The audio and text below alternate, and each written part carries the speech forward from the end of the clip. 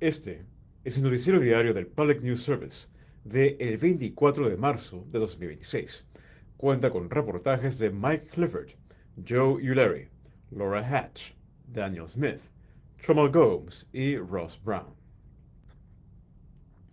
El lunes, el máximo tribunal del país pareció inclinarse a respaldar la impugnación conservadora del recuento de los votos por correo que lleguen después del día de las elecciones.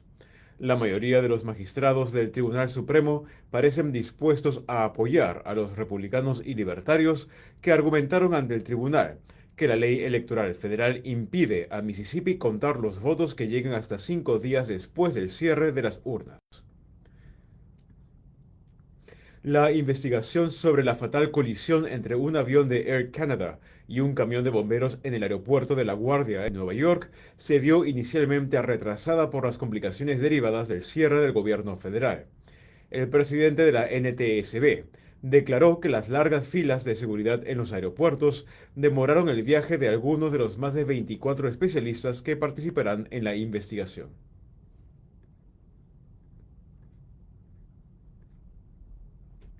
Mientras tanto, los trabajadores de la TSA en el Aeropuerto Internacional de Indianápolis afirman que el cierre del gobierno federal está afectando gravemente sus salarios y a sus familias. Unos 350 agentes de seguridad de la TSA y otros 100 empleados de apoyo llevan más de un mes sin cobrar. Este es el tercer cierre en aproximadamente 6 meses que interrumpe los ingresos de estos trabajadores. El veterano agente Brad Neal señala que el aumento de los costos y los repetidos cierres dificultan la recuperación. Cito, en mi opinión, probablemente sea la peor situación que hemos vivido, debido a lo caro que se ha vuelto todo, y tener 3 cierres consecutivos no ayuda en absoluto. Fin de la cita.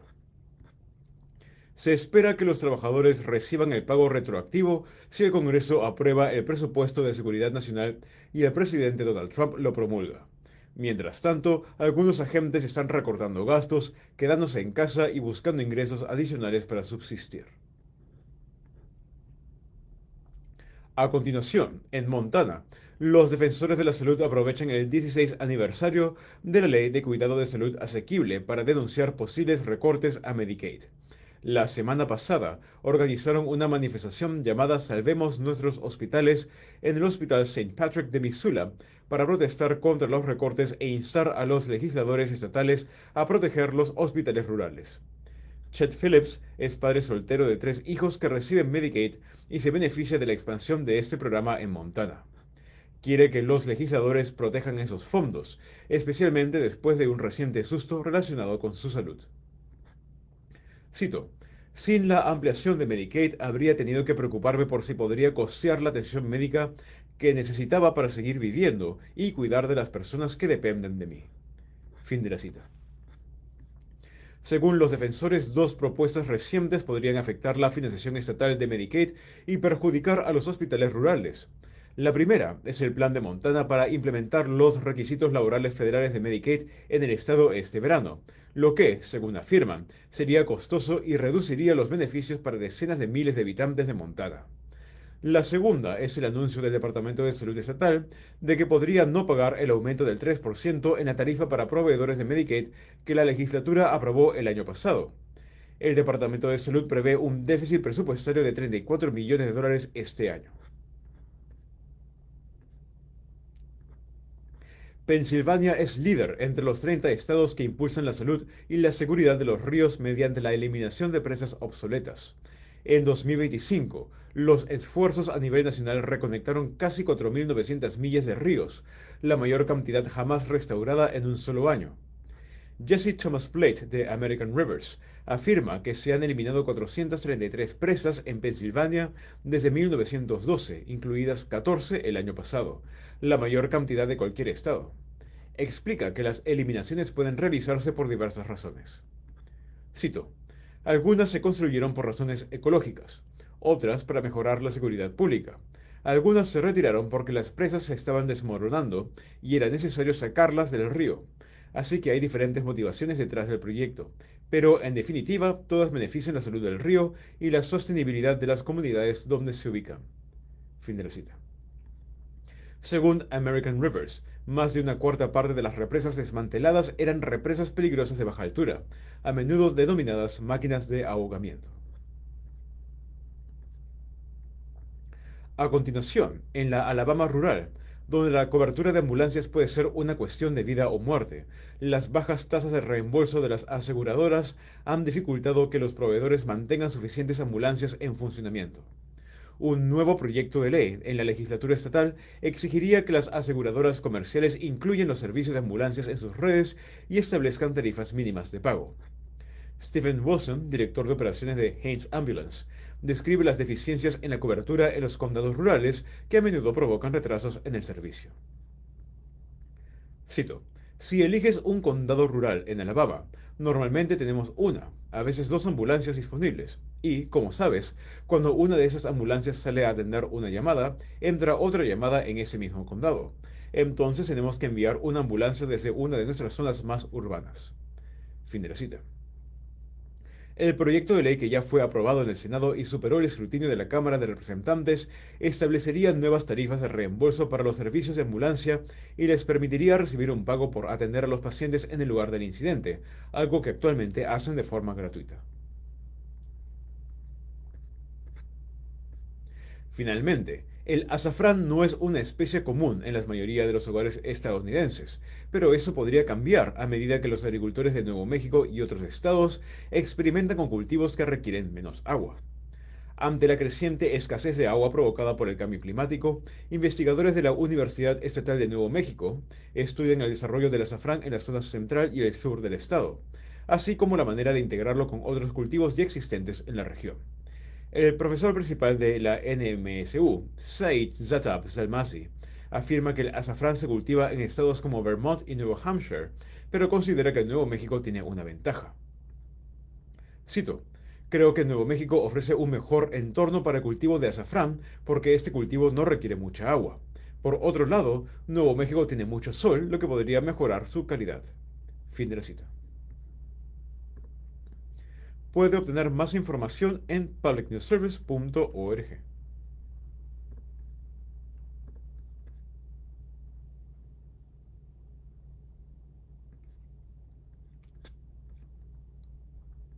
De Kentucky.com por Taylor Six. Julie Muff Goodman, jueza de circuito del condado de Fayette, busca medidas cautelares de emergencia ante el Tribunal de Apelaciones de Kentucky tras ser sometida a juicio político por la Cámara de Representantes estatal. La Cámara votó 73 a 14 a favor de su destitución, remitiendo el caso al Senado para un posible juicio que podría determinar su remoción del cargo. La batalla legal de Goodman comenzó después de que el ex legislador republicano Killian Timoney presentara una petición de juicio político en enero, acusándola de abuso de autoridad judicial. Goodman ha argumentado que el proceso viola sus derechos constitucionales al debido proceso e intentó detener los procedimientos en el Tribunal de Circuito de Franklin. Sin embargo, el juez Philip Shepard denegó su solicitud en dos ocasiones, citando el principio constitucional de separación de poderes que limita la interferencia judicial en acciones legislativas como el juicio político. Si bien se negó a intervenir, Shepard reconoció que Goodman planteó preocupaciones legítimas, en particular al criticar la forma en que la fiscal del condado de Fayette, Kimberly Byrd, presentó las acusaciones. Tras la segunda negativa, los abogados de Goodman llevaron rápidamente el caso ante el Tribunal de Apelaciones. Mientras tanto, el fiscal general Russell Coleman argumentó que la solicitud carecía de objeto, haciendo hincapié en que las decisiones sobre el juicio político y la destitución son competencia exclusiva de la Asamblea General. A medida que avanza el proceso judicial, el caso pone de manifiesto las tensiones entre los derechos judiciales y los poderes legislativos, y ahora el Senado está a punto de decidir el destino de Goodman. De Kentucky.com por Hannah Pinsky. Andy Beshear está atrayendo cada vez más la atención nacional como posible candidato demócrata para las elecciones presidenciales de 2028, y sus recientes declaraciones contra el vicepresidente J.D. Vance ponen de manifiesto una creciente rivalidad política. Durante un acto demócrata en el condado de Butler, Ohio, ciudad natal de Vance, Beshear criticó duramente la visión que Vance tiene de los Apalaches, especialmente en sus memorias publicadas en su libro Hillbilly Elegy. Beshear acusó a Vance de promover estereotipos dañinos como tachar a los habitantes de los Apalaches de perezosos y culpar a los individuos de la adicción en lugar de a las compañías farmacéuticas. Beshear también cuestionó la supuesta conexión de Vance con Kentucky, argumentando que exagera sus raíces apalaches a pesar de haberse criado en Ohio. La disputa entre ambos se remonta al ciclo electoral de 2024 y se ha intensificado a medida que ambos son vistos como figuras emergentes a nivel nacional en sus respectivos partidos. Beshear ha criticado el apoyo de Vance a las restricciones al aborto, contrastándolo con su propia defensa de excepciones más amplias a la prohibición del aborto en Kentucky. Una polémica surgida en una entrevista anterior avivó aún más las tensiones cuando Vance acusó a Beshear de comentarios inapropiados que el gobernador aclaró posteriormente.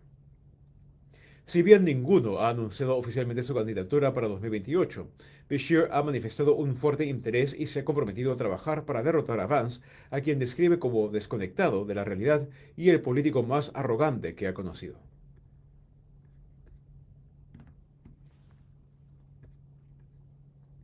De Kentucky.com por Beth Musgrave. Funcionarios del aeropuerto Bluegrass y del aeropuerto internacional Muhammad Ali de Louisville afirman que los tiempos de espera en los controles de seguridad de la TSA se mantienen normales a pesar de las demoras generalizadas en los aeropuertos de todo Estados Unidos causadas por el cierre parcial del gobierno federal. Si bien muchos aeropuertos experimentan largas filas de seguridad debido a la escasez de personal, ambos aeropuertos de Kentucky reportan operaciones estables y tiempos de control habituales. Representantes del aeropuerto elogiaron a los trabajadores de la TSA por seguir presentándose a trabajar incluso después de más de un mes sin recibir sueldo. Se recomienda a los viajeros en Lexington llegar aproximadamente 90 minutos antes de sus vuelos, mientras que los funcionarios de Louisville recomiendan llegar entre 1.5 y 2 horas antes o incluso más tiempo para salidas a primera hora de la mañana o para la gran afluencia de viajeros durante las vacaciones de primavera. A nivel nacional, el cierre ha dejado al Departamento de Seguridad Nacional sin fondos desde mediados de febrero, lo que afecta a las agencias de la TSA y el Servicio de Inmigración y Control de Aduanas, ICE. La escasez de personal se ha manifestado debido a que algunos empleados de la TSA se han reportado enfermos o han renunciado. En respuesta, Donald Trump sugirió desplegar agentes del ICE para ayudar con la seguridad aeroportuaria, una propuesta criticada por los líderes sindicales, quienes argumentan que los trabajadores deberían recibir su salario. Sin embargo, ni el aeropuerto de Lexington ni el de Louisville prevén el despliegue de agentes del ICE, ya que, según se informa, los planes federales se centran únicamente en las zonas más afectadas. Este es el segundo cierre en 6 meses que afecta a los trabajadores de la aviación federal, aunque por ahora los viajeros de Kentucky están evitando en gran medida las interrupciones que se han visto en otros lugares.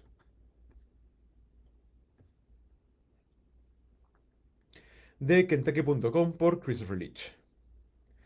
Una mujer del centro de Kentucky fue arrestada el domingo luego de que, según la policía, embistiera con su auto a una multitud en el centro de Lexington, de acuerdo con documentos judiciales.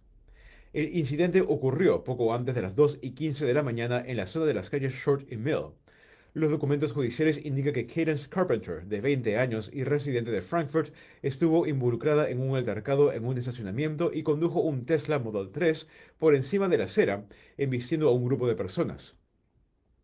Un video de vigilancia obtenido por WKYT muestra a una multitud rodeando el Tesla mientras la conductora da marcha atrás. El vehículo acelera hacia adelante al girar hacia la calle Short, atropellando a algunos peatones mientras otros huyen. 4 peatones resultaron heridos.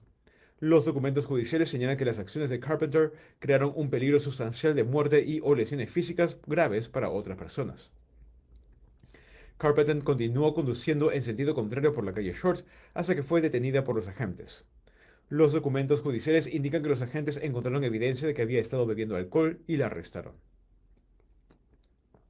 Carpenter también se sometió a pruebas de sobriedad en el lugar tras su arresto y mostró signos de estar bajo los efectos del alcohol, según consta en los documentos judiciales. Los agentes encontraron una identificación falsa que pertenecía a Carpenter. Carpenter está acusada de 4 cargos de agresión en segundo grado, imprudencia temeraria en primer grado, conducir bajo los efectos del alcohol, conducción temeraria y permitir la entrada de una persona menor de 21 años a un establecimiento donde se vende alcohol, según los registros judiciales. Fue puesta en libertad del centro de detención del condado de Fayette el sábado tras pagar una fianza de $5,000. Carpenter comparecerá ante el Tribunal de Distrito de Fayette el lunes.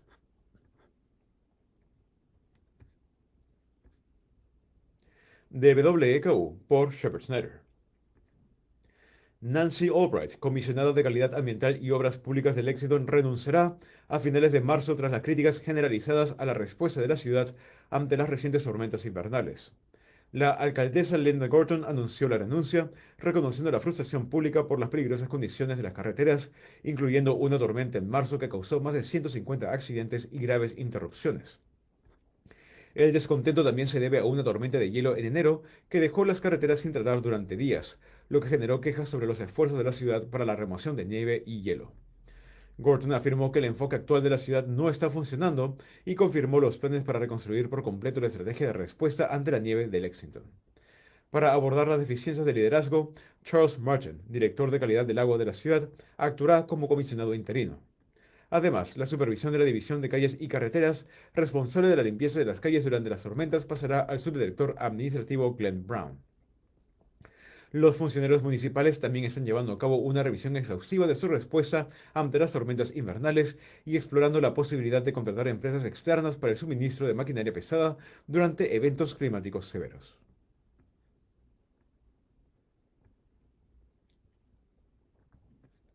De WKU por Shepard Snyder. Demetrius Liggins, superintendente de las escuelas públicas del condado de Fayette, ha sido nombrado uno de los 3 finalistas para el puesto de liderazgo principal en el distrito escolar de Hazelwood, ubicado cerca de San Luis. Está programado para participar en un foro público con otros candidatos el 31 de marzo como parte del proceso de selección. La gestión de Liggins en Lexington ha sido objeto de escrutinio, particularmente en lo que respecta a la administración financiera del distrito. Un déficit presupuestario de 16 millones de dólares descubierto el año pasado, junto con la disminución de un fondo de contingencia, generó críticas de padres y legisladores estatales. Investigaciones independientes determinaron que Liggins no mantuvo la junta escolar completamente informada sobre la situación financiera del distrito y no supervisó adecuadamente las operaciones presupuestarias, aunque concluyeron que no hubo mala conducta intencional. En respuesta a su condición de finalista, Liggins dijo que la oportunidad refleja el progreso logrado por los estudiantes, el personal y la comunidad escolar en general en el condado de Fayette.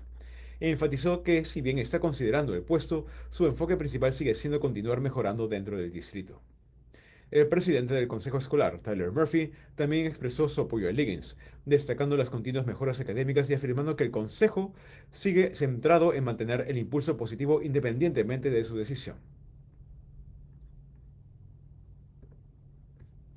Puede obtener más información en kentucky.com y wku.org. Y las noticias en MediaLex son posibles en parte gracias a la generosidad de nuestros impulsores de señal: Derek Feldman, Lauren Gothrop, Rachel Hampson, Mercedes Harn, Paul Hogue, Gemma Klasky, Nicole Liddy, Fred Moreland, Aaron Mudd, Dominic Albert, Harry Richard, Mark Royce, Catherine Smith, Shannon Stewart Smith, Melissa Tips, Callie Turk, Catherine Urch y Dominic Wright. Gracias por su apoyo para con la voz de la gente. Y si usted desea formar parte de esta lista, considere hacer una donación recurrente de solo $10 al mes en medialex.us/donate. Las noticias se repiten hoy día a las 12:30 de la tarde, a las 5:30 de la tarde y a lo largo del día en WLXL 95.7 FM en Lexington, Kentucky, en nuestra página web medialex.us y nuestra aplicación móvil. Yo soy Diego Espinosa, muchas gracias por escuchar y nos vemos mañana con nuevas noticias. Que tengan un excelente día.